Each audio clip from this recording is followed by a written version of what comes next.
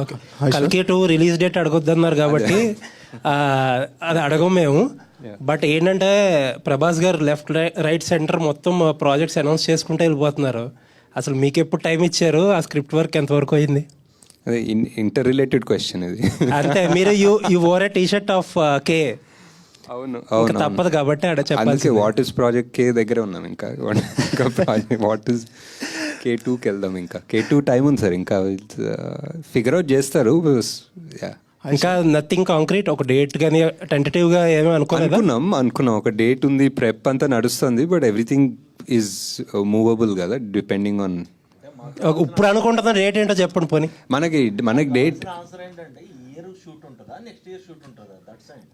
నన్ను అడిగితే నాకు అంటే ఇప్పుడు మీరు టెంటేటివ్ మూవ్ అవ్వచ్చు, కానీ ఇప్పుడు అనుకుంటున్న డేట్ ఉంటుంది కదా, తర్వాత మూవ్ అవ్వచ్చు. Year ending sir, year ending around. Okay. And ఇంకొక క్వశ్చన్ ఏంటంటే, చాలా మంది అడగమంటున్న క్వశ్చన్, ఫస్ట్ పార్ట్లో చాలా అక్కడ ప్రభాస్ గారిని కొంచెం తక్కువ డ్యూరేషన్ చూపించారు.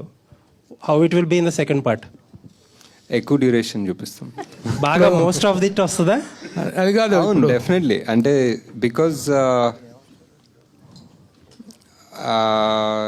డ్యూరేషన్ అని కూడా కాదు, but it was first part was చాలా. ఇప్పుడు ఆ మహాభారతం సెటప్ చేసుకొని, ఇప్పుడు సుమతి క్యారెక్టర్ ఏం చేస్తుందో చేసి, ఆ శ్రద్ధామ అనే అతనికి క్యారెక్టర్ అంతా చేసిన తర్వాత ఇక్కడికి వచ్చాము. సో ఇదంతా అయిపోయింది. ఇప్పుడు నెక్స్ట్ మిగిలింది only Bhairava and Karna angle. So second part full అదే ఉంటుంది. రాజమౌళి పట్టుకొని ఆ సినిమాలో దీంట్లో రాజమౌళితో ఒక సీన్ యాక్ట్ చేయించారు కదా మీరు రాజమౌళి గారితో. అమ్మో ఇది దొరికామంటే 5 ఏళ్ళు అయిపోతారా బాబాయ్, బుక్ అయిపోతామని చెప్పేసి. ఇప్పుడు ఎన్ని సంవత్సరాలు మీరు బుక్ చేయబోతున్నారు ప్రభాస్ని? ఇది మనం ఎవడే సుబ్రహ్మణ్యం 10th యానివర్సరీ సందర్భంగా మనం ఇక్కడ హ్యాపీగా మాట్లాడుకుంటున్నాం. నాదేముంది సార్, నాది మధ్యలో జాతిరత్నాలు ప్రొడ్యూస్ చేసుకున్నాను హ్యాపీగా. ఇంకా కొంచెం టైం ఉంటే జాతిరత్నాలు 2 ప్రొడ్యూస్ చేసుకుంటాను. సో అలా చేసుకుని కల్కికి ఆబ్వియస్లీ మనకి చాలా ప్రెప్ వర్క్ ఉంటుంది. So as a director 10 yearsలో 3 films అనేటువంటిది it's very very very less number. What is your opinion about the numbering?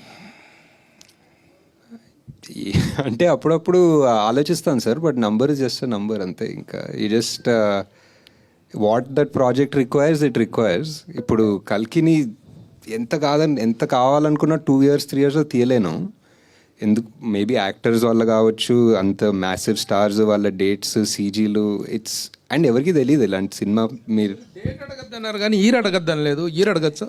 Year కూడా అడగండి సార్. అది మీ డెబ్యూ మూవీ ఎవడే సుబ్రహ్మణ్యం అంటే ఇది ఒక టఫ్ ప్రాజెక్ట్. డెఫినెట్గా ఇలాంటి కథతో సినిమా కూడా తీయొచ్చా అనుకున్న అలాంటి కాన్సెప్ట్. మీ ఫస్ట్ సినిమాకి ఇంత రిస్క్ చేయడానికి రీజన్ ఏంటంటే, దాంట్లో కమర్షియల్ వాల్యూస్ కూడా మీరు ఏం చూడలేదు ఈ సినిమాలో. డెఫినెట్గా అంటే మీ మొదటి సినిమాకి, మామూలుగా మొదటి సినిమా అంటే డెఫినెట్గా ఒక కమర్షియల్ వాల్యూస్తో చేయాలని అనుకుంటారు అందరూ. మీరు ఎందుకు ఈ ఎవడే సుబ్రహ్మణ్యం లాంటి కథతో డెబ్యూ చేయాలని అనుకున్నారు? అంటే బిఫోర్ ఎవడే నేను చాలా 2-3 స్క్రిప్ట్స్ మీరు అన్నట్టు కమర్షియల్ అనుకున్న స్క్రిప్ట్స్ రాసుకున్నాను. అండ్ చాలామందికి ఇంక్లూడింగ్ వైజయంతికి పిచ్ చేశాను. యాక్టర్స్ ఎక్కువ మంది లేదు కానీ పిచ్ చేశాను. ఆ సోకాల్డ్ కమర్షియల్, నాకు అర్థం అయిన కమర్షియల్ ఎవరు ఒప్పుకునే వాళ్ళు కాదు, అండ్ ఎవరికి అర్థం కాలేదు, ఒప్పుకునే వాళ్ళు కాదు, and it didn't take off. And ఆ టైంలో ఐ జస్ట్ ఫెల్ట్ ఆ ఫస్ట్ సినిమా అనేది అట్లీస్ట్ ఒకటి తీయాలి. మేబీ చిన్న ఇండిపెండెంట్ సినిమా లాగానో, ఒక స్మాల్ బడ్జెట్ సినిమాలా తీస్తామని చెప్పి స్టార్ట్ చేసింది ఇది. ఎవరు ప్రొడ్యూస్ చేస్తారని ఒప్పుకుంటాం అనుకోలేదు ఆ టైంలో. బికాజ్ మీరు అన్నట్టే whatever, no commercial values whatever. So అలా తీసుకున్నాం. But it turns out this is what నానికి చాలా ఇష్టమైంది, స్వప్న ప్రియాంకకి చాలా ఇష్టమైంది. సో వీళ్ళందరూ ఒప్పుకున్నది ఈ స్క్రిప్ట్కి. సో ఇది యాక్చువల్లీ నా థాట్ ప్రాసెస్ కాదు, వీళ్ళందరి థాట్ ప్రాసెస్ వల్ల ఇది జరిగింది యాక్చువల్లీ.